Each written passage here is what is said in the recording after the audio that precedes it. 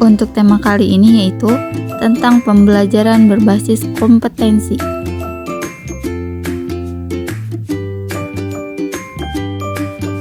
Selanjutnya yaitu tujuan pendidikan dan pelatihan berbasis kompetensi. Tujuan pendidikan dan pelatihan adalah kompetensi yang diharapkan dicapai peserta setelah menyelesaikan proses diklat. Kompetensi berbentuk kinerja, unjuk kerja yang baik dalam bidang kehidupan atau pekerjaan.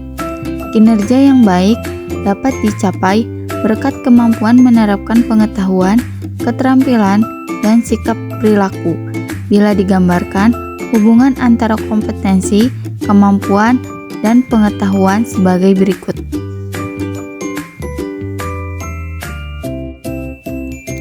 Yang pertama yaitu kompetensi ditunjukkan dengan kinerja minimal baik. Kompetensi dapat dicapai sebagai hasil penggunaan kapabilitas atau kemampuan dalam pemecahan masalah aktual. Dan yang kedua yaitu kapabilitas atau kemampuan sebagai hasil penerapan pengetahuan, keterampilan, dan sikap perilaku.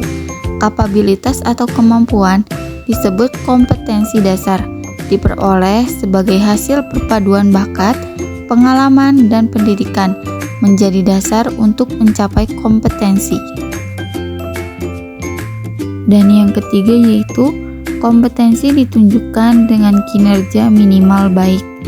Kapabilitas atau kemampuan disebut kompetensi dasar, diperoleh sebagai hasil perpaduan bakat, pengalaman, dan pendidikan, menjadi dasar untuk mencapai kompetensi yang diinginkan.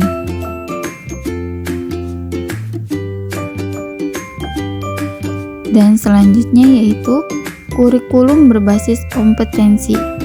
Adalah kurikulum yang ditunjukkan untuk menciptakan tamatan yang berkompeten dan cerdas, membangun identitas budaya dan bangsanya.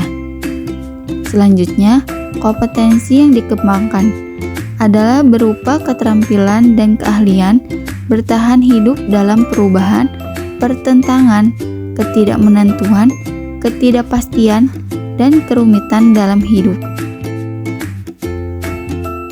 Selanjutnya ada desain dan pengembangan sistem.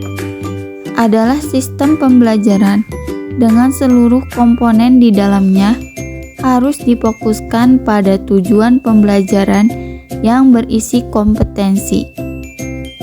Pembelajaran berbasis kompetensi tidak hanya difokuskan pada pencapaian peserta diklat, tetapi juga pada pencapaian pengajarnya.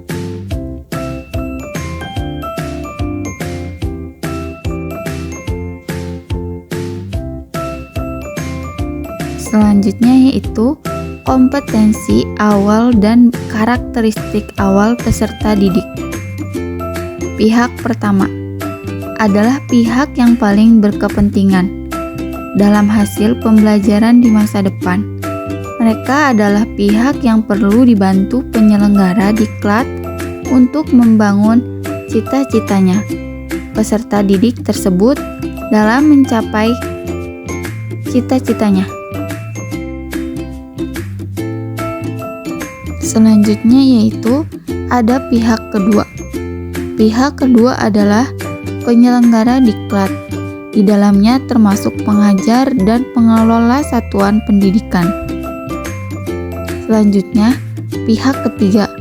Pihak ketiga yaitu pengguna lulusan. Mereka adalah yang berkepentingan untuk mendapatkan lulusan sesuai kebutuhan lapangan kerja yang ada.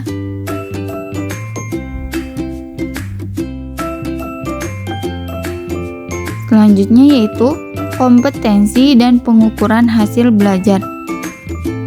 Pada akhirnya, proses pembelajaran, pengajar, peserta diklat, dan masyarakat ingin tahu bagaimana hasil dari pembelajaran. Pendesain pembelajaran perlu membuat alat pengukuran yang dapat mengukur kompetensi yang dimaksud dalam tujuan pembelajaran. Alat ukur yang dinyatakan valid, dana alat ukur yang dapat mengukur sesuatu yang seharusnya diukur.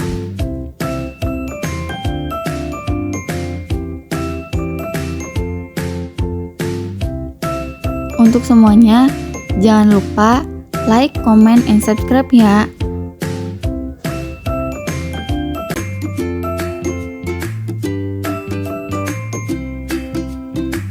Thank you for watching. See you next video.